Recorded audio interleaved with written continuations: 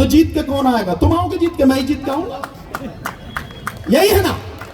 इसीलिए मोदी जी कहते हैं कि अब की बार 300 पार, अब की बार 400 पार।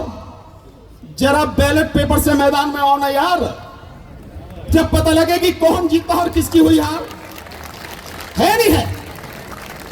इसलिए जो इलेक्शन कमीशन इंडिपेंडेंट था, इन मशीनों के निर्माण की वजह से वो इलेक्शन कमीशन पूरी तरह से सरकार के हाथ की कठपुतली बनकर उसी के लिए काम कर रहा है। और इलेक्शन कमीशन को इंडिपेंडेंट होना था, क्योंकि कॉन्स्टिट्यूशन तभी बच सकता है, इस देश की डेमोक्रेसी तभी बच सकती है जब इलेक्शन कमीशन इंडिपेंडेंटली काम करे, नहीं तो कुछ नहीं बचेगा।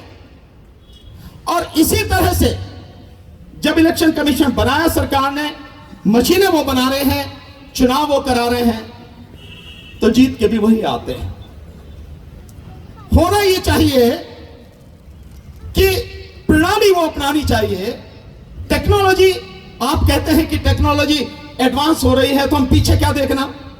तो मेरा बहुत सीधा सा सवाल है, क्या सारे काम, अपने जीवन के तमाम काम आप वैसे ही करते हैं कि नई टेक्नोलॉजी है नई तरीके से करो? मैं समझता हूं इसके अलावा बाकी सारे काम आप वैसे ही करते हैं जैसे आपके शास्त्रों में लिखा है। वो सारी पुरानी पद्धतियां हैं, कोई नई तो नहीं है, टेक्नोलॉजी इस्तेमाल तो नहीं होती उसमें। सो इसी पर क्यों है? क्योंकि वो उनके पूरी तरह से हाथ में है, इसलिए वो ईवीएम से चुनाव कराना चाहते हैं और ईवीएम को छोड़ना नहीं चाहते। लेकिन साथियों, अगर सरकार इस बात पर उतर ही आई है कि हम ईवीएम के अलावा किसी से चुनाव नहीं कराएंगे, तो हक किसका लूटा जा रहा है? राइट्स किसके लूटे जा रहे हैं? आपके ना। बोलते क्यों नहीं है? बताइए किसके हाथ को लूटे जा रहे हैं? आपके। तो आप चुप क्यों बैठे हैं?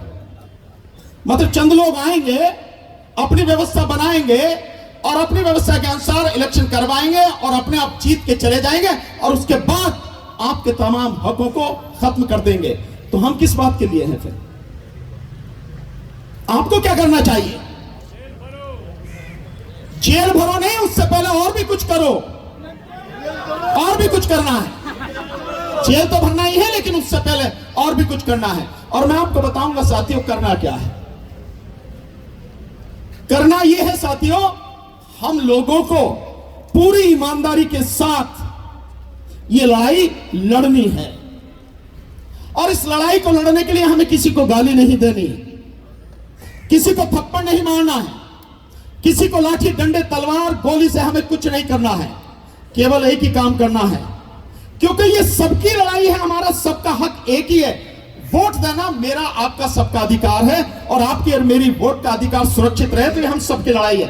बस इसी एक अधिकार को बचाने के लिए अपने तमाम जो मतभेद हैं उनको साइड कीजिए और इकट्ठे होकर सड़क पर आकर लड़ाई लड़िए। बस इतना ही काम करना है।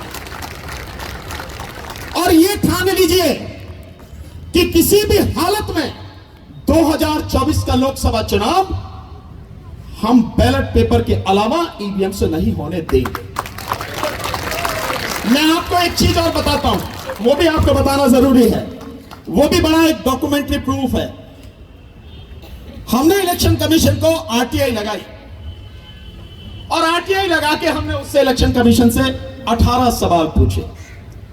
मैं बाकी 17 सवाल को थोड़ी देर के लिए भूल जाता हूं। एक सवाल, 18वां सवाल, वो मैं आपके सामने पढ़ता हूं, जिसका इलेक्शन कमीशन ने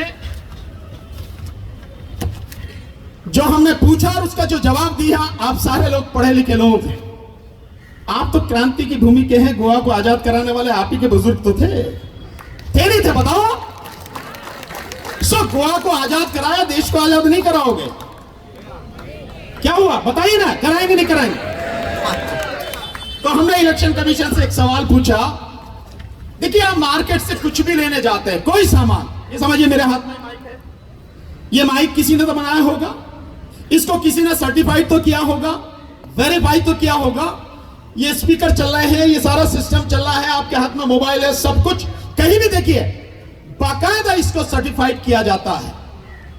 जैसे आप नमक लेने जाएं, टाटा नमक लीजिए, आप थैली पर देखिए लिखा होगा FSSAI, मार्क है वो। आप और चीज लीजिए, लिखेगा ISI, मोहर लगी होगी उसकी। होता नहीं होता? इलेक्ट्रॉनिक आप कोई भी सिस्टम लीजिए, उस पर लिखा होगा BIS, होता नहीं होता? हर जगह उनको सर्टिफाइड करने के लिए एक मोहर होती है, एक सिस्टम होता है, एक डिपार्टमेंट होता है, एक ऑर्गेनाइजेशन है जो उसको सर्टिफाइड करती है। तो हमने इलेक्शन कमीशन से पूछा, भाई मशीन भी तो किसी ने बनाई होगी, किसी ने तो सर्टिफाइड किया होगा, कौन है वो?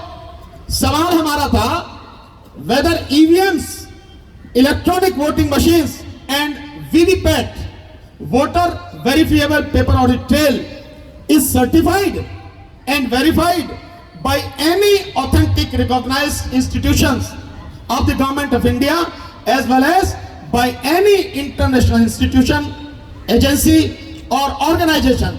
If so, kindly provide me details. Election commission के जवाब सुनिए। इलेक्शन कमीशन कहता है, this information pertains to Messrs BEL यानी Bharat electronics limited and Messrs ECIL यानी electronic corporation of India limited, which are separate public authorities under the RTI Act. You may seek information from them. उनसे ले लो जाके, मुझे नहीं पता, चल भाई वहां से ले लेंगे जाके। तो हम पहुंच गए उनके पास में, तो हम BEL के पास गए कि भाई यही सवाल बिल्कुल वेरीफाई किसने किया? वो कह रहा भैया वो जो कहता हम तो वैसे बना के दे देते हैं, वही करवाता है इंस्पेक्शन जिससे भी। अब मजेदार और बात, तो हमने फिर पूछा भाई चलो उससे पूछते हैं। एक तीसरा भी है ECIL, उसको भी यही सवाल पूछा। तो ECIL क्या कहता है? ECIL जवाब देता है, third party inspection is done by STQC, government of India. सो ये जवाब किसी ने नहीं दिया कि कौन इसको सर्टिफाइड करता है, कौन वेरीफाई करता है। और ये वो मशीन है जिसके माध्यम से इस देश में चुनाव होता है, और ये वो मशीन है जिसके विषय में इस देश के 99% जो वोटर्स हैं कुछ नहीं जानते। मैंने बाकायदा, हमने जो अभी राष्ट्रपति को ज्ञापन भिजवाया है अलग अलग डिस्ट्रिक्ट से, मैंने डिटेल में उसमें लिखा है और पूछा है कि क्या सुप्रीम कोर्ट के तमाम जजेस, और मैं आपसे भी पूछ रहा हूं ये सवाल, कि क्या सुप्रीम कोर्ट के तमाम जजेस, हाई कोर्ट्स के तमाम जजेस, इस देश के जो डिस्ट्रिक्ट कोर्ट्स हैं उनके तमाम जजेस, इस देश में जितने भी IAS ऑफिसर्स हैं, तमाम IAS officer including DM, commissioner, ADM, जितने भी हैं, secretary, additional secretary, special secretary, joint secretary, directors, इसके अलावा जितने भी IPS ऑफिसर्स हैं, DGP से लेकर DGP, additional DGP, special DGP, IG, DIG, SSP, SP, नीचे DSP तक, सारे के सारे, और जितने भी डॉक्टर्स हैं इस देश में, जितने भी एडवोकेट्स हैं, जितने भी प्रोफेसर्स हैं, जितने भी PhD किए हुए लोग हैं, और जितने भी इंजीनियर्स हैं एक्सेप्ट सॉफ्टवेयर इंजीनियर, वो बता सकते हैं कि EVM की टेक्नोलॉजी क्या है, ये कैसे काम करती है। बताइए आप लोग, कोई एक बता दे। यहां इतने लोग उपस्थित हैं गोवा में, इनमें से एक बता दीजिए, और आप सारे के सारे पढ़े लिखे लोग हैं, एक व्यक्ति बता दे कि EVM की टेक्नोलॉजी क्या है और वो कैसे काम करती है। नहीं पता किसी को। सो जब आप पढ़े लिखे लोग नहीं जानते और इतने पढ़े लिखे नहीं जानते, तो इस देश की आधी अनपढ़ आबादी है, वो कैसे जानेगी। और हम लोग कितने ही सालों से, जब से EVM आई है, अंधे की तरह, सबको कह रहा हूं, आपको भी, अपने आप को भी, हम सारे के सारे अंधे की तरह वोट डाले चले जा रहे हैं। कभी हमने कोशिश नहीं की इस व्यवस्था पर सवाल उठाएं और इसको रोकने का प्रयास करें, किसी ने भी कोशिश नहीं की, और हम इससे वोट डाल रहे हैं लगातार। वोट का सिस्टम वो होना चाहिए जिसको हम ट्रांसपेरेंसी कहते हैं, जो इलेक्शन कमीशन की ड्यूटी है। इलेक्शन कमीशन की ड्यूटी क्या है? Free, fair and transparent election कराने की। इसीलिए इतने पावर्स को दिए गए। और ये जो मशीन है, इसके विषय में खुद इलेक्शन कमीशन नहीं जानता, क्योंकि इलेक्शन कमीशन तो बना नहीं रहा, वो तो बीजेपी वाले बना रहे। मैंने बता दिया आपको सबूतों के साथ में सारा। सो जो इलेक्शन कमीशन नहीं जानता, हम में से कोई नहीं जानते, उससे हम वोटिंग कर रहे हैं। और मेरा बहुत सिंपल सा कहना है कि वोटिंग पैटर्न वो होना चाहिए, वोटिंग सिस्टम वो होना चाहिए, अनपढ़ से अनपढ़ व्यक्ति, नादान व्यक्ति, अशिक्षित व्यक्ति भी जानता हो कि वो जिस कैंडिडेट को, जिस पार्टी को वोट देना चाह रहा है, उसने उसी को वोट दिया है और उसका वोट उसी के लिए गया और उसी के अकाउंट में गिना जाएगा। ईवीएम से नहीं है ये, ईवीएम से ये सिस्टम नहीं है। 3 मशीनें हैं, 3 में एक होता है कंट्रोल यूनिट, सीयू, जिसमें वोट गिनी जाती है। आपने कभी उसमें वोट जाती हुई देखी किधर से? बताओ, किसी ने देखी हो? नहीं देखी ना।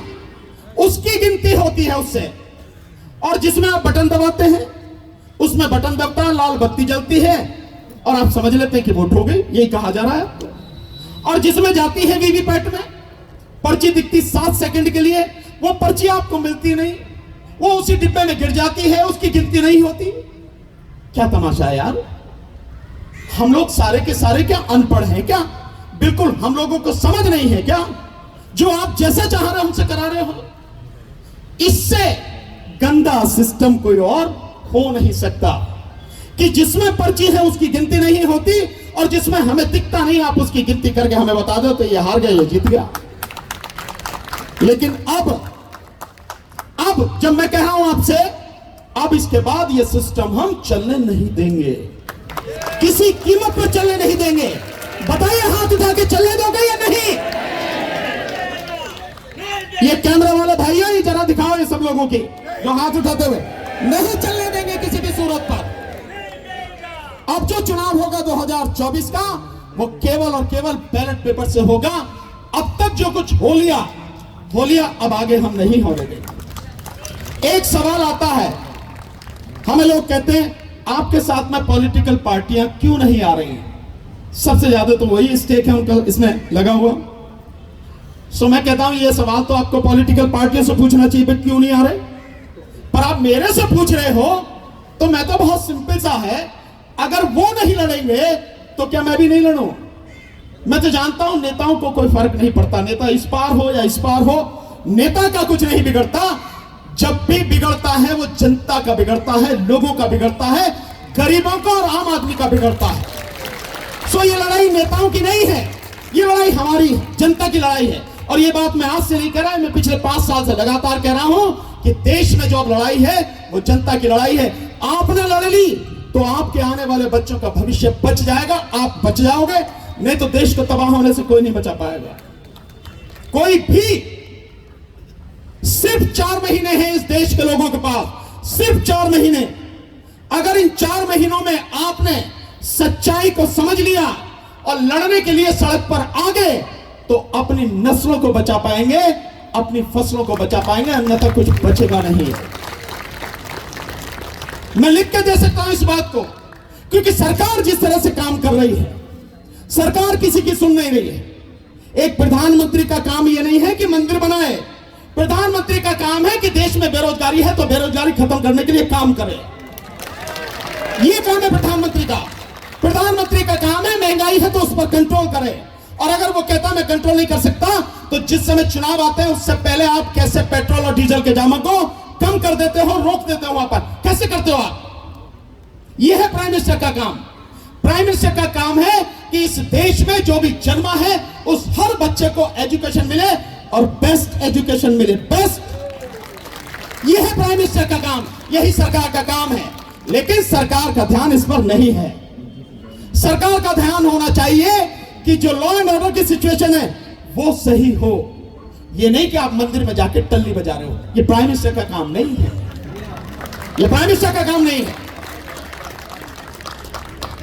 आप किसी भी धर्म को मानते हैं, आपका व्यक्तिगत मसला है, कीजिए आप, लेकिन you being a prime minister you can't do this thing. आप नहीं कर सकते ये सब, क्योंकि आप एक व्यक्ति नहीं हैं, अब आप इस देश के प्रधानमंत्री हैं, इस देश की सरकार है और देश का संविधान अभी जिंदा है और संविधान कहता है सरकार का कोई धर्म नहीं है। सो आप कहीं नहीं जा सकते इस तरह से करने के लिए। लेकिन देश का तमाम पैसा आप जिस तरह से खर्च कर रहे हैं, मैं अभी आया, बड़ी मजेदार बात मैंने देखी, मुझे पता लगा मोदी जी आ रहे हैं 1-2 दिन में, तो आपके यहाँ का बस अड्डा जो वो खाली करा लिया गया। देखा नहीं देखा? स्कूल बंद करा दिए गए। अनपढ़ आदमी और करेगा क्या, उसे स्कूल से क्या लेना देना? तो पढ़ा लिखा होता तो स्कूल खुलवा। मैं गलत कही मैंने बात? बस सीधी सी बात है। और बसों की उन्हें क्या जरूरत है? 8,500 करोड़ का जहाज तो ले रखा उन्होंने, वो तो उसी में चलते हैं, धरती पर पैर तो पड़ते नहीं उनके। यही स्थिति है। सो आप देखिए कि एक प्राइम मिनिस्टर के आने से सारा शहर का मामला इधर से उधर कर दिया। क्या जरूरत है भाई मेरा? कौन खा रहा है तुम्हें, कौन मार रहा है? सबसे मिलो ना मिलकर, जैसे हम मिल रहे, लोग फोटो खिंचवा रहे, हाथ मिला रहे, गले मिलो यार, सबसे बढ़िया, इससे बढ़िया कौन सी बात है? लेकिन नहीं। और यह सिलसिला आपके गोवा में नहीं है, इस देश के इस वर्तमान प्रधानमंत्री नरेंद्र दामोदर दास मोदी ने इस देश का जो पैसा सिर्फ और सिर्फ अपनी मीटिंगों में खर्च किया है, अगर उसका हिसाब लगाएंगे तो हजारों करोड़ रुपया है। किसका है पैसा? तुम्हारे बाप का पैसा है क्या? जो आप पैसा खर्च कर रहे हैं, वो पैसा लोगों की शिक्षा में लगना चाहिए, वो पैसा महंगाई को कम करने में लगना चाहिए, वो पैसा जो है लोगों के लिए मेडिकल फैसिलिटी अवेलेबल कराने में लगना चाहिए, लेकिन नहीं लग रहा। इसलिए ऐसे व्यक्ति को जो सिर्फ आत्ममुग्ध हो, आप जानते हैं कितना पैसा सिर्फ अपनी प्रशंसा के लिए अपने प्रचार में करते मोदी जी? 45 करोड़ रुपए पर डे केवल प्रचार में।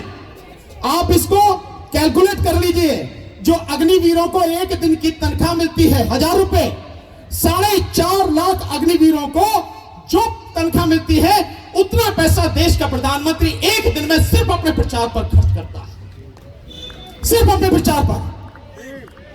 और वो सीना ठोक के कहता है कि अब की बार 400 पार। और अभी तो कह रहे हैं यहां मध्य प्रदेश, छत्तीसगढ़ और राजस्थान के चुनाव जीतने के बाद की अब की सारी सीटें जीतेंगे। सारी सीटें मतलब लोकसभा की 543 सीटें हैं। इस दुनिया में अगर कोई भगवान भी होगा ना, वो भी अगर धरती पे आके इलेक्शन लड़ेगा, सारी सीटें तो वो भी नहीं जीत सकता। मोदी जी तुम्हारी तो औकात ही क्या है नहीं है। लेकिन वो कह रहे सारी सीटें जीतेंगे।